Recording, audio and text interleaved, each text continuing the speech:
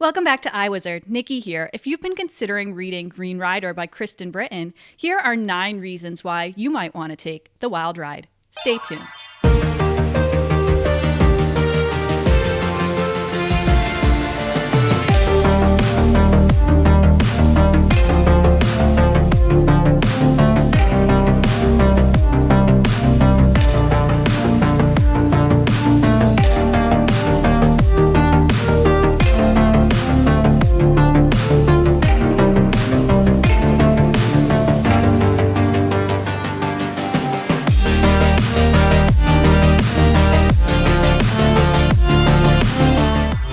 To be honest, I hadn't heard of Green Rider, which was published back in 1998, until Daw Books sent me my very first fantasy arc back in September, Spirit of the Wood. And this is a tale. It's really short. It's like a couple hundred pages from Green Rider series by Kristen Britain. And it's a cute little book. Kristen Britain did all the interior illustrations, so the author did, in ink. And this is available for purchase wherever books are sold as of last November. So I'm a little bit late on this. And the reason for that is I wanted to read Green Rider first to get a better sense of the world and just like the feel of the story. So I'm really happy I did that. And I'll talk to you more about that later. So let's get into some reasons why you might want to read Green Rider. Reason number 1, this is straightforward fantasy. So if you're new to fantasy or you don't have the bandwidth for some complex fantasy with this huge world and a hard magic system that is unfamiliar and like learning chemistry, but you want a little bit higher stakes than cozy fantasy, then Green Rider might be for you in this moment. When I say it's straightforward, there's for a few reasons. Okay, one reason is because we are following our protagonist, teenager Kerrigan Gladian, nearly the whole time. When we meet Kerrigan, she has just been suspended from school and she has run away. And so she's walking through the woods and she sees up ahead this man with black hair and piercing blue eyes with a green cloak on riding a horse. And he has 2 black arrows in his back. She comes across him and he is dying right before her. And as it turns out, he is a member of the Green Riders, which is the Royal Messenger Service. And it's a really dangerous job. And he has to deliver an important message to the king to save the entire kingdom, essentially.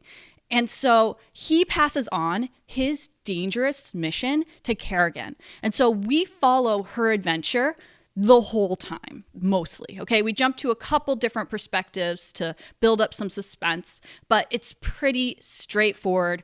Good versus evil, protagonist on a hero or heroine journey. This world is not super huge, okay? So you could see on this map here, also drawn by the author, it's not a lot of places that you need to memorize and learn, okay? So you can pretty much follow along pretty easily. And in this world, magic is almost extinct, right? Almost extinct. And our villain here is called the Gray One. And the book opens up with the Gray One basically puncturing a hole in this magic wall called the Dire Wall that keeps evil that from the Black Veil Forest out of the rest of Saccaridia. And then when I say this is straightforward fantasy, I don't mean that it's overly simplistic. I mean that it's really well thought out and concise, and it stays on track. And it's, I think, much more challenging to write a book that's this clean and straightforward than to write something that's kind of meandering, right? Who was it? Pascal, who said, I would have written you a shorter letter, but I didn't have the time, right? It's really, really hard to be this on track, this concise. Okay, so Green Rider does that well. So the second reason you might want to read Green Rider is it has a fairy tale feel to it. There's a coziness to it, a quaintness to it. Yeah, some very bad things happen and nearly happen, but you feel relatively safe. You feel like you're in a world that you want to just stay in, like a nice, cozy bedtime story. to give you a sense, if you've ever read Naomi Novik, she's really good at creating that feel as well. And I kept thinking of Uprooted while I was reading this. It's not at all similar, but the feel of it is just wanting to like stay in that kind of quaint fairy tale land. And one of my favorite parts in this book is when Kerrigan wakes up and finds the home of the Barry sisters. And the Barry sisters' home is like this weird kind of magical place. And it's really Kerrigan's like one of her first encounters with magic. She gets to see this library with old books and magical artifacts. And it's just a really nice experience.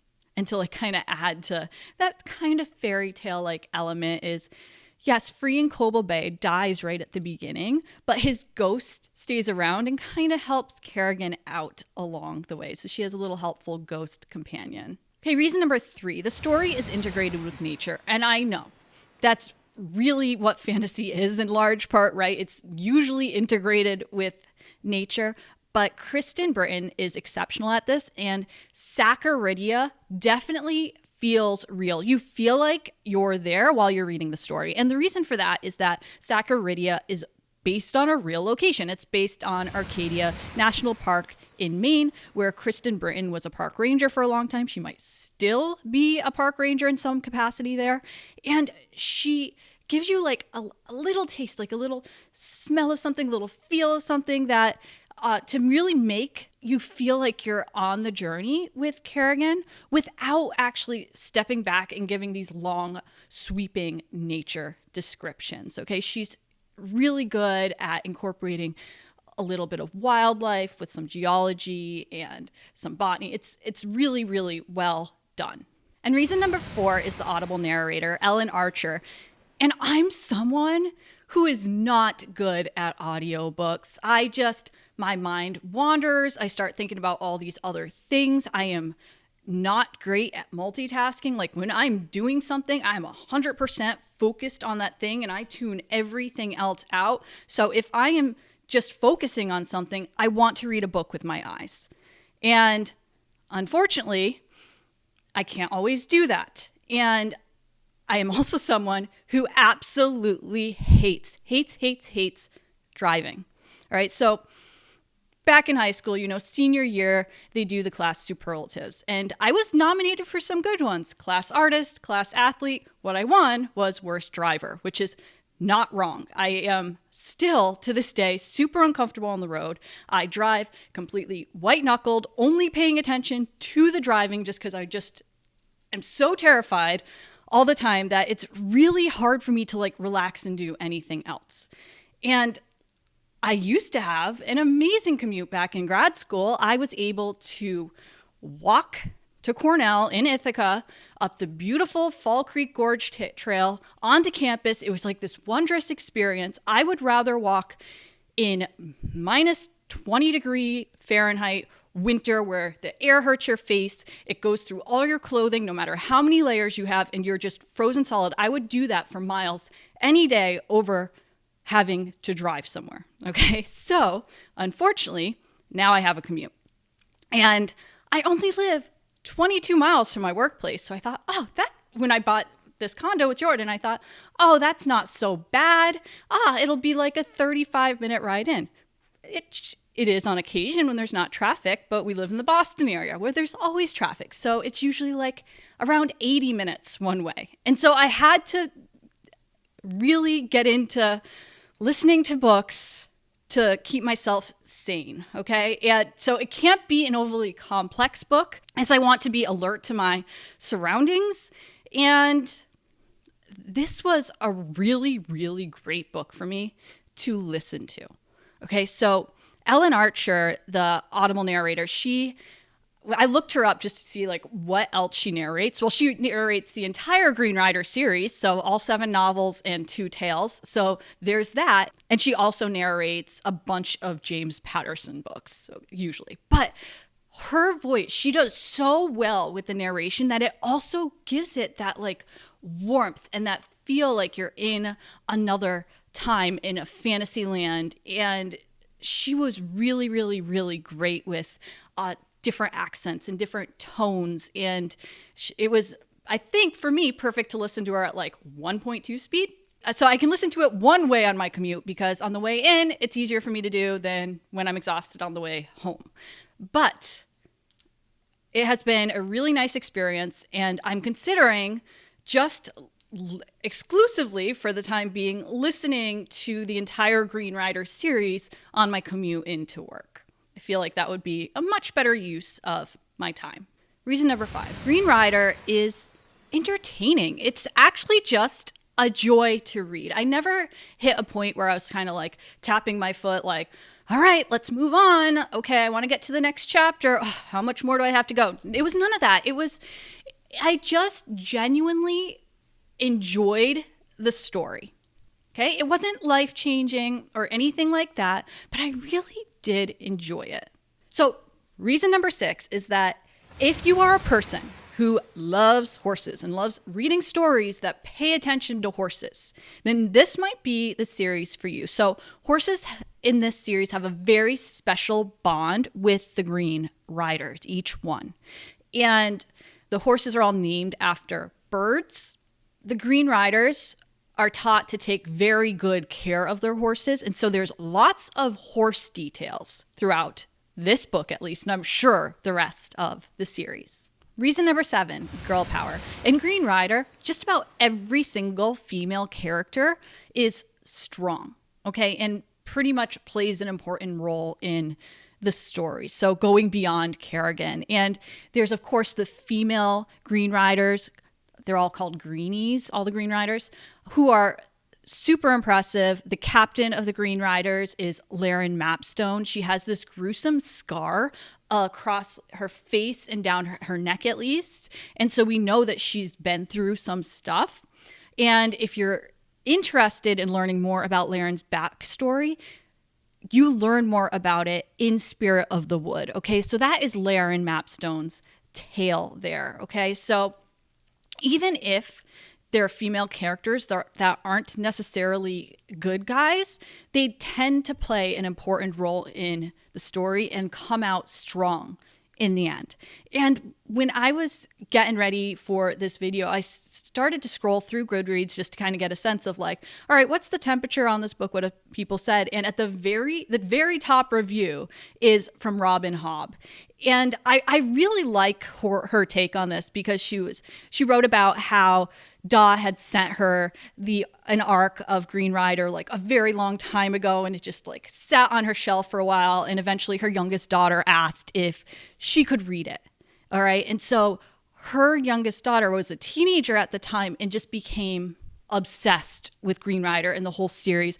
And the book disappeared for like a couple years, I guess, just like floating from like one friend to another friend. And I could really see as a teenager getting into this, like absolutely loving this, just with like all the strong female characters.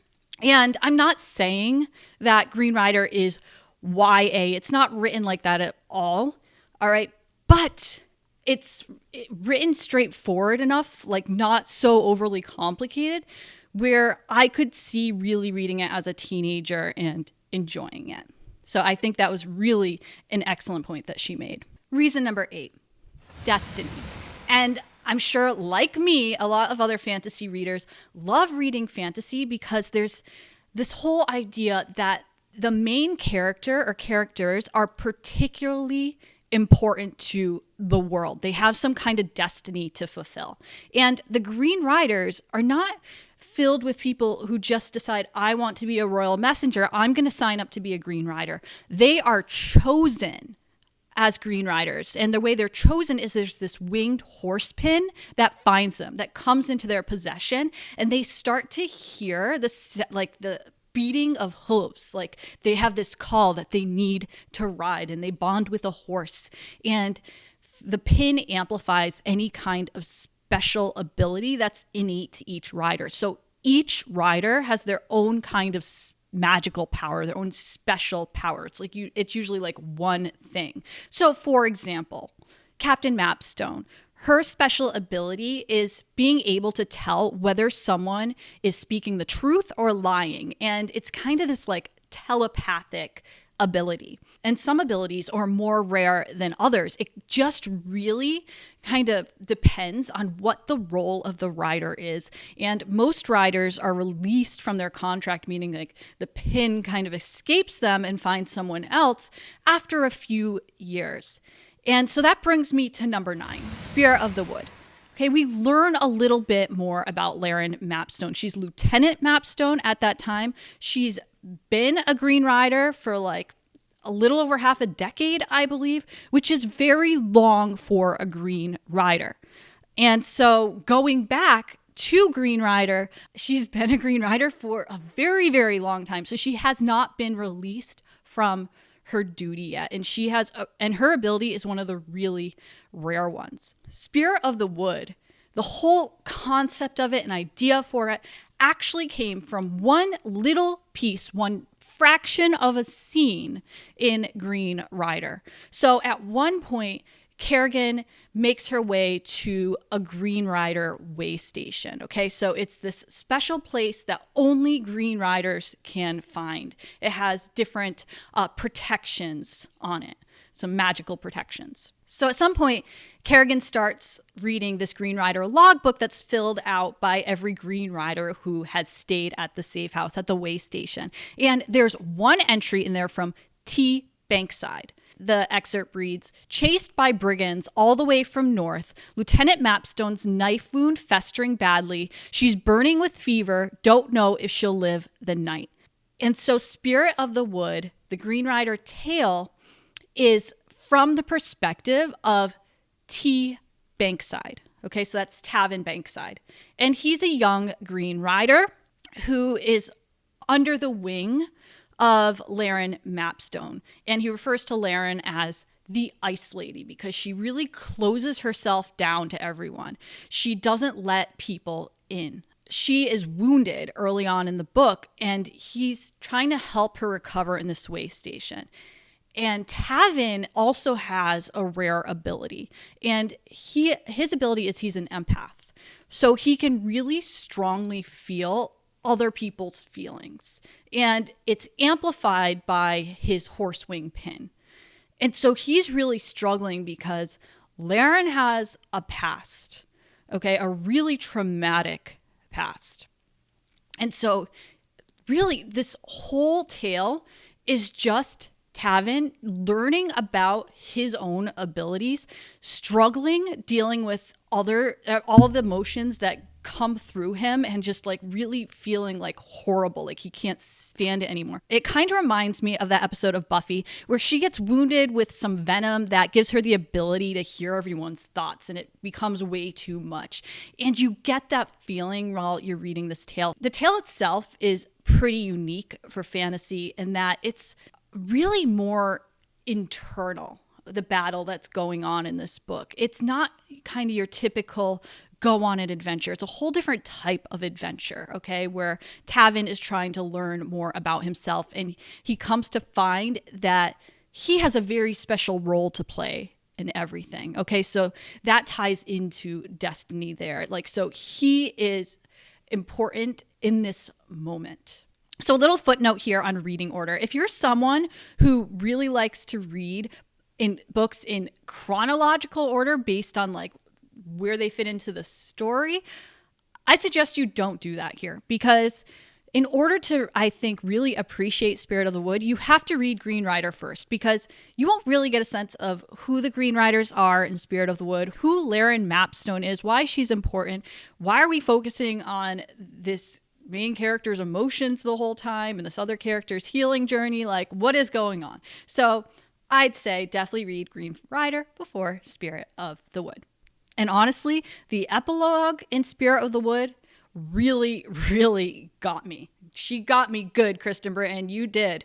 And if you like squirrels are pretty important in Spirit of the Wood. Oddly, there's this strange hermit guy, and one cameo that you get from Green Rider, well, another cameo you get from Green Rider is Abram Rust. So if you enjoyed The Forester, okay, you get more of him.